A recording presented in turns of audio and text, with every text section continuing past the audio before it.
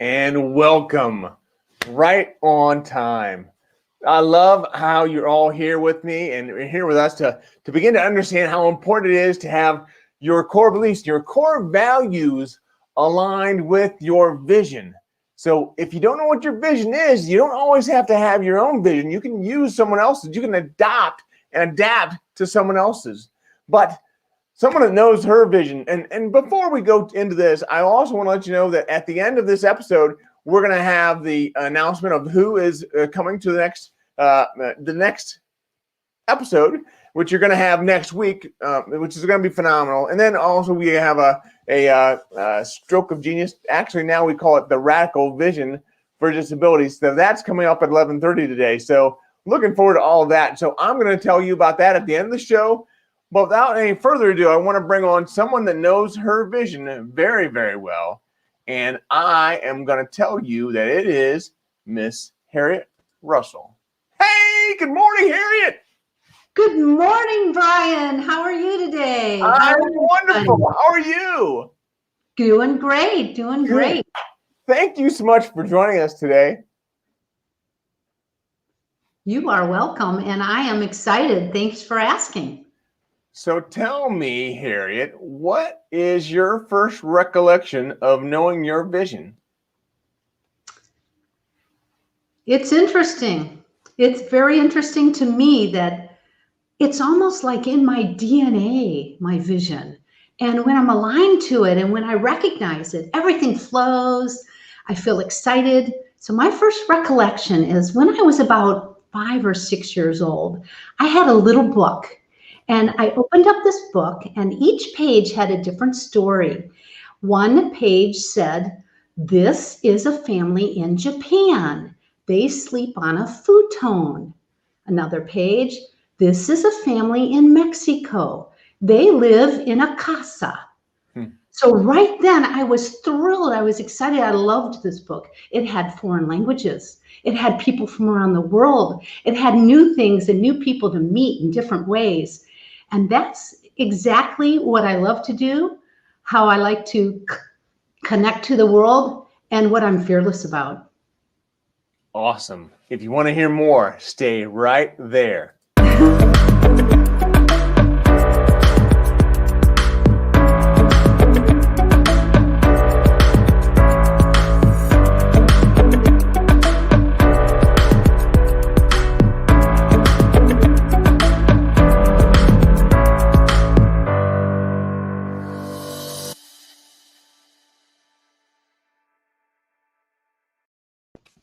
Welcome to everyone online that's listening to the show. If you're listening to the show live, please tag your live and where you're coming in from. That would be helpful for us to understand where the community is today.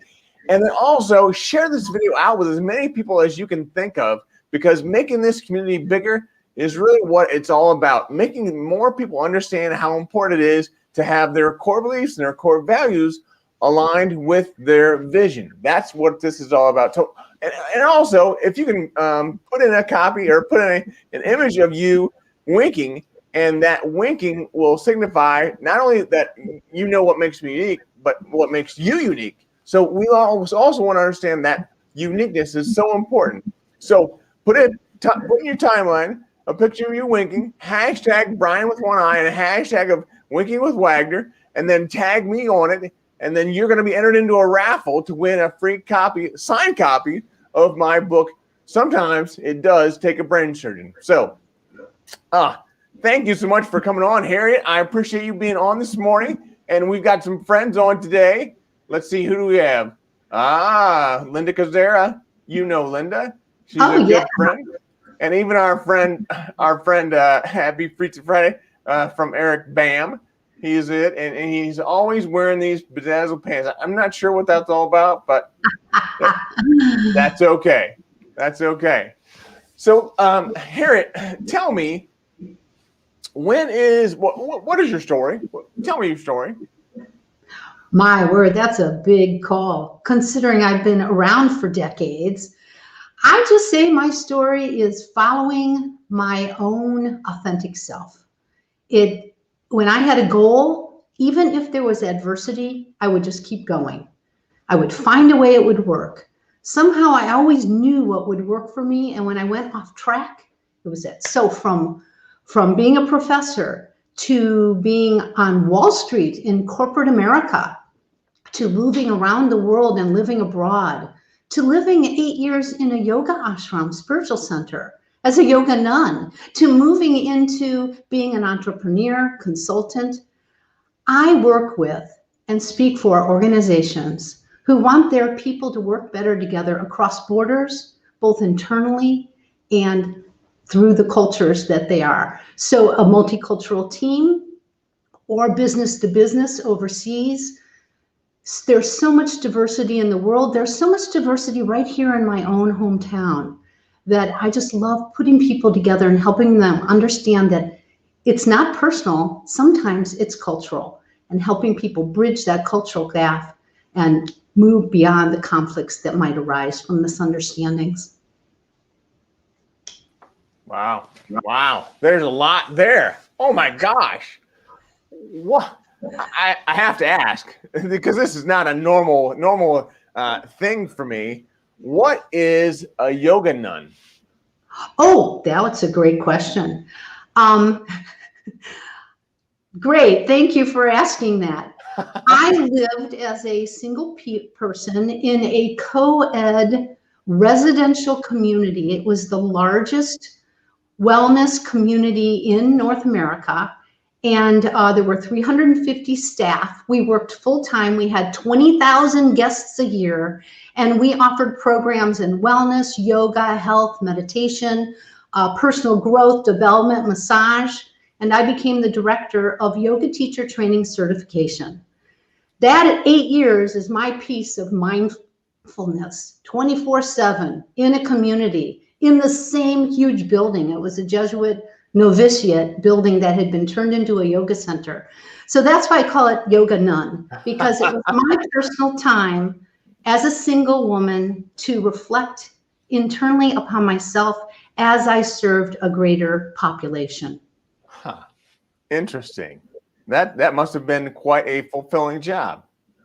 It was the greatest job. In a way, it was almost the greatest job I had. I didn't have to worry about corporate climbing. I didn't have to worry about if my salary was as good as someone else's, because it was all volunteer. And I had all my needs met, housing, food, medical care. And so I could just dedicate myself to serving others and learning about myself, which is where I always pivot from. If I don't know myself, how can I possibly help others? So I think that's a lesson for all of us, me and the others that are listening, to learn from yourself, because then as you know yourself, you begin to understand so much more, and you know how to serve people. So you understand that this what makes me unique is how I should be going out and telling the world, what it is that I do and how I help people. So that's great. Talk to us a little bit about what you do now with the multicultural and all that. And all that. It And all really that. is. Yeah. As I said, I work with people from different cultures, and they may be in the same company locally here in my hometown, or they may be virtually across the world. It might be one-on-one coaching with executives. It might be a team coaching. My greatest love is trainings, group trainings. But I am also a professional speaker. And so I speak, train, consult, and coach people of how to work better and understand. We'll circle back to what you said. If you don't understand yourself, you can't really serve. So my model is one where first, if you know who you are, what is your culture? What are your unconscious biases? How do you think about people that are different than you or customs that are different than you? And then when you get to know yourself better, you move into understanding others. So it's a model of 3 A's actually. Awareness of yourself, then you become more aware of others. If you don't have somewhere to come from to be aware, then it doesn't really work. Then the next step is really important. It's about accepting yourself for who you are, because we all have minds, and the mind also always works in a divisive way. It divides right, wrong, up, down, male, female. It's the nature of the mind to always categorize. Yeah. So then when you are accepting that this is how I am and this is how my mind works, and you also recognize that you are far more than your mind, you are heart, you are soul, you are gut, you are everything, then you can start to accept the other as well. And when you move from this awareness to acceptance into this phase of adjustment, you come from a place of it's okay who I am. It's also okay who they are.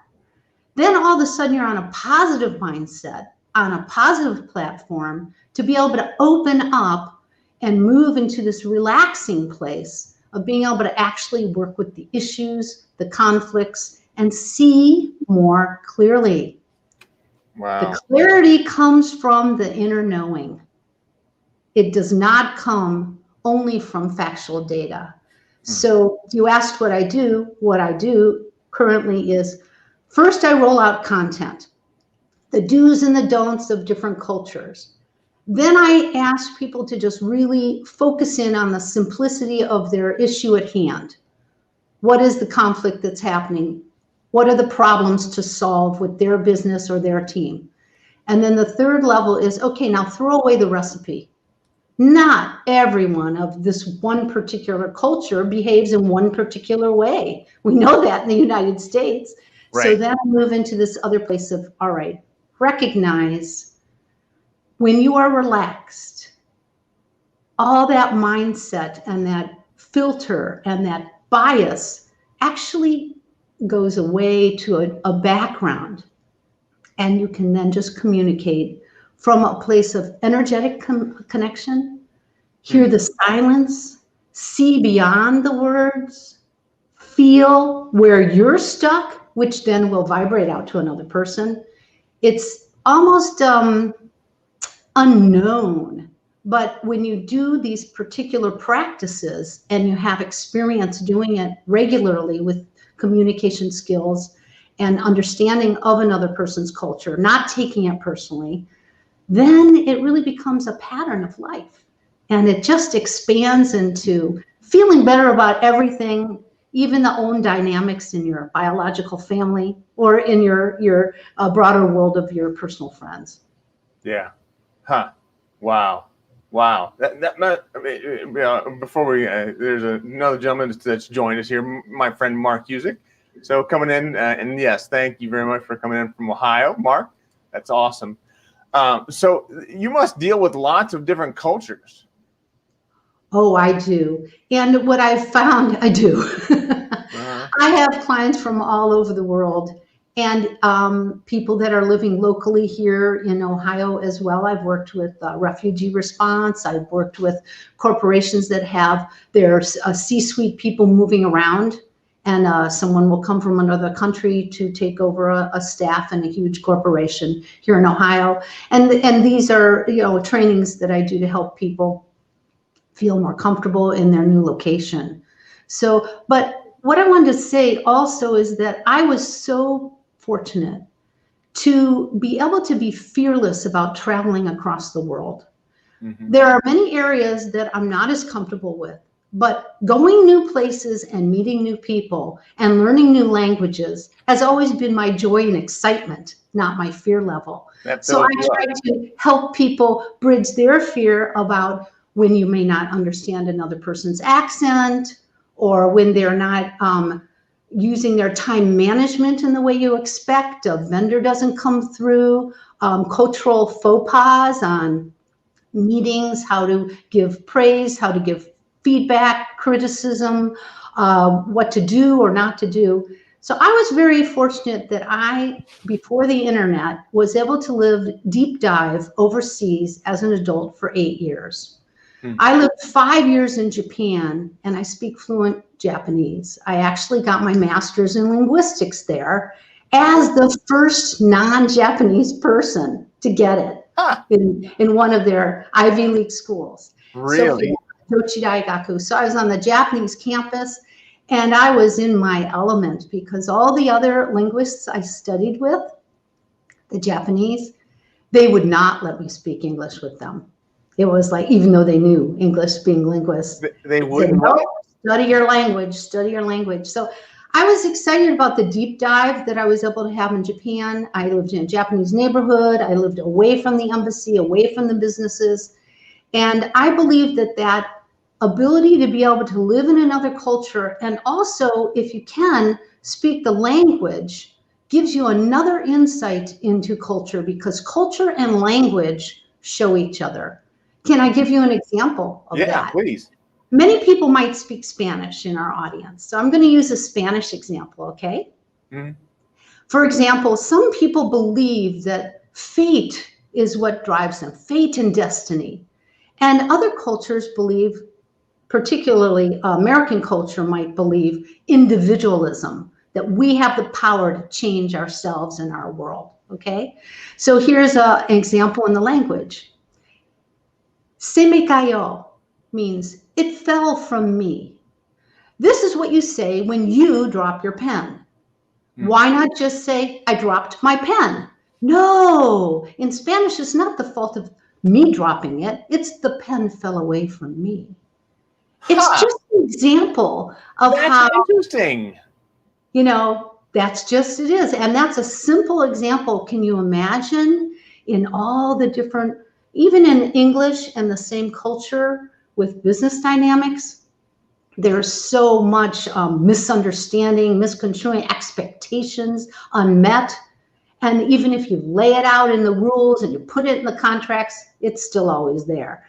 Can you imagine a different language, someone speaking a language that's not their native tongue, or having an interpreter as a go-between, or even just living in a different part of the world where unconsciously we know, all right, that we have biases, but we may not be clear on what they are. So you look at someone visually and you say, oh, they look just like me, you know, dressed similarly. We're all on virtual, you know, we operate our telecommunications the same.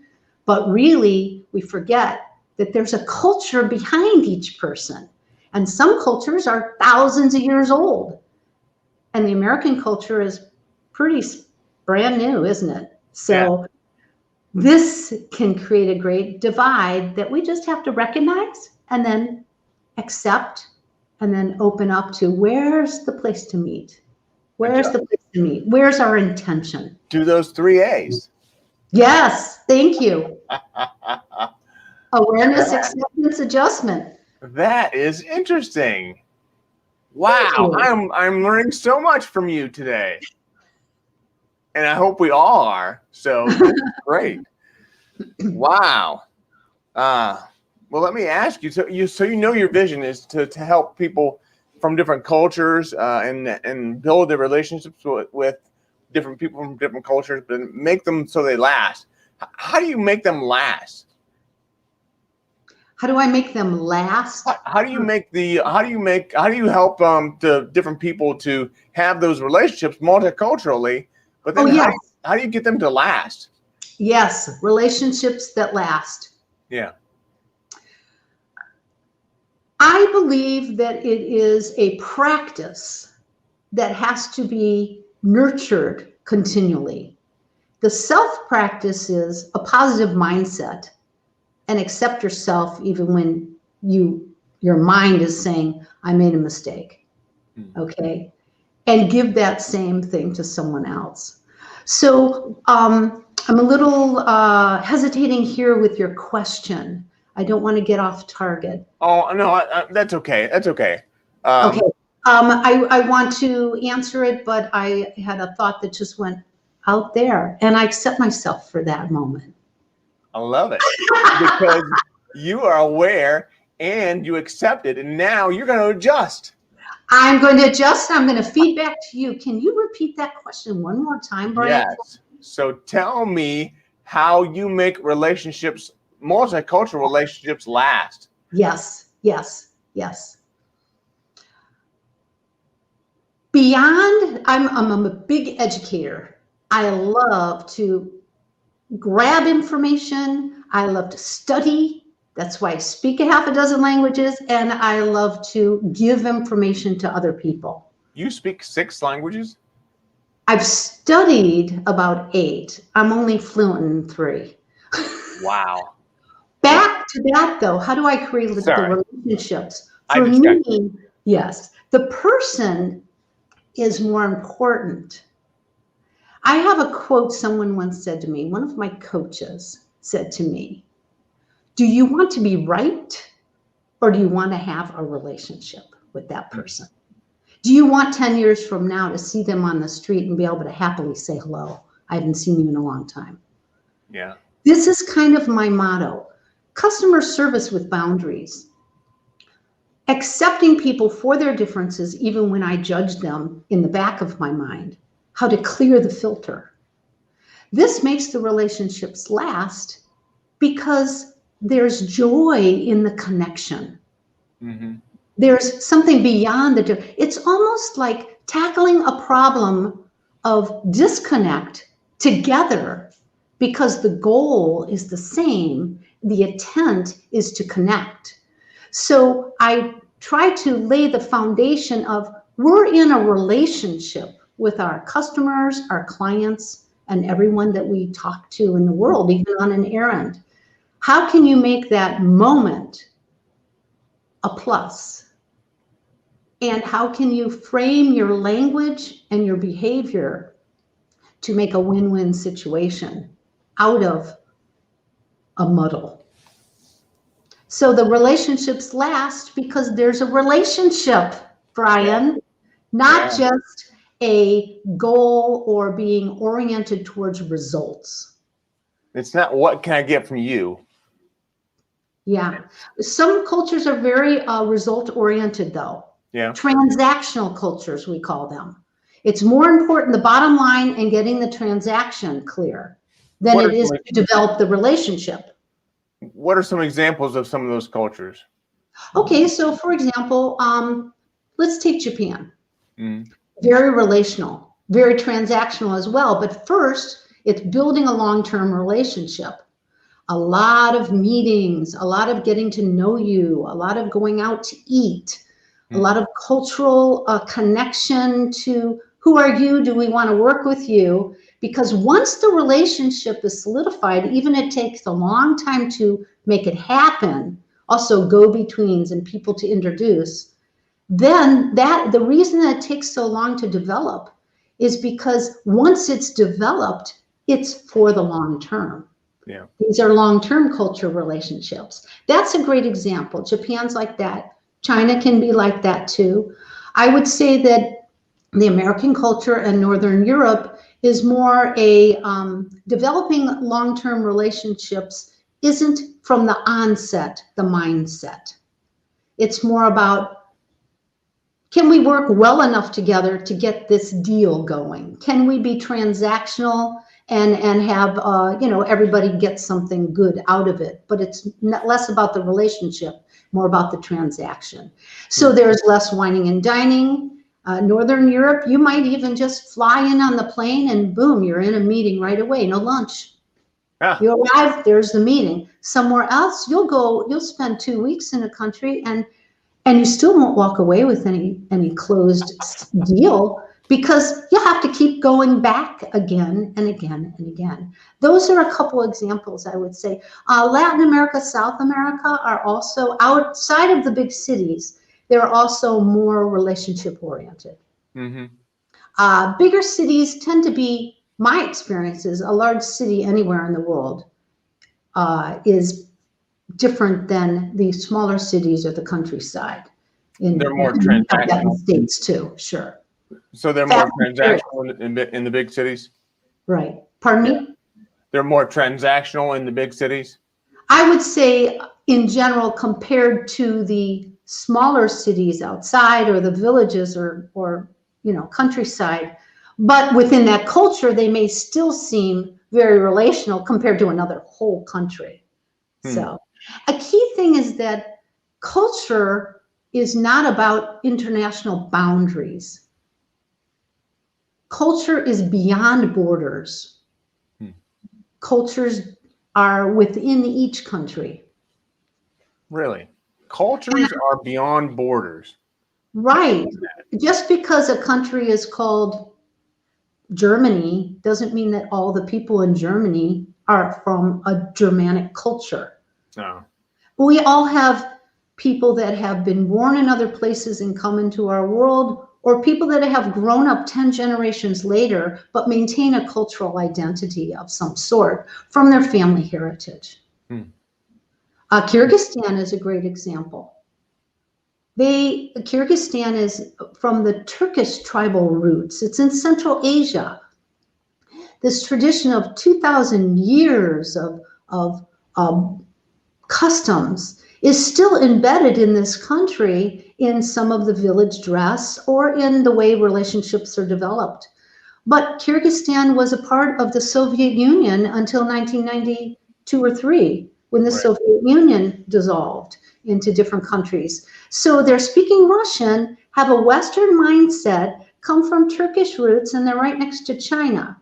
Very multicultural, and the capital city of Bishkek probably has about 100 cultures, as does Cleveland, Ohio. Really? People forget sometimes that just because we carry a certain citizenship doesn't mean we don't carry a tradition of culture that may be diverse. Wow. I've learned so much from you this morning, and our time has flown by. My word. I put up your harrietrussell.com URL, but then also I also have the business ease overseas. So what else can we leave our audience with? Oh, sneeze. Sorry, I'm going to sneeze. I'm going to go on camera, and I'm going to let you leave our audience with something else, and I'll come back. I promise. Okay, Brian, sure. Right. I'll leave them with something. If you would like to download from my website a handout, How to Speak English to Non-Native English Speakers, that could be a first step for you. And also stay tuned for any upcoming speeches I may be doing, and contact me if you would like more. I am so excited right now to present to companies, especially in this diversity and inclusion time, because sometimes the multicultural aspects are not as visible. And I want to make sure that inclusivity is including everyone, and inclusion is taking the best of each person and bringing it together with others. We work so much better together than we do apart. Awesome. Thank you. Thank you so much for being on today. Now, I also, I'll close out the show, but put up the book. There you go. Doing business with ease overseas. So that's what it's all about. So thank you so much for being on today. Harriet, I'm going to send you back to the green room. You can have plenty of M&Ms and whatever else you can snack on there. But I will close out the show, and I'll come back to the green room and visit with you a little bit later. All right. Thank you, Brian. You have a great day. And thanks, everybody, for watching this. It's been a joy. Thanks, Harriet. Bye. Wow. Oh, another great show. We learned so much from all these speakers and people that have come on to be interviewed. And so it's been phenomenal. And Harriet Russell is no exception to that. So having said that, we do have a great show coming up here at 11:30. That's with April Juke. And April is going to tell us a little bit about how she has 3 children with autism, and she has 7 total. And they're some of them are not only autistic, but some also have hearing loss. So we will be talking with her about all that and how she handles her day to day. So I'm looking forward to that. That's 11:30. And then next week we have Scott McCain coming on Monday, and he's the voice. So he is going to be great. That'll be 10 o'clock on a Monday. But then we also have Cheryl Knowlton and Joel Mull. I mean, there are other speakers like them that are coming up. So just really, really looking forward to having them on the show and being able to talk more and learn more about what they do and how their vision is aligned. There's so much goodness that we're gaining from all these people, and I just appreciate them. Really giving up their time to be with us. So I appreciate that, and I appreciate you. And as always, keep one eye on the road.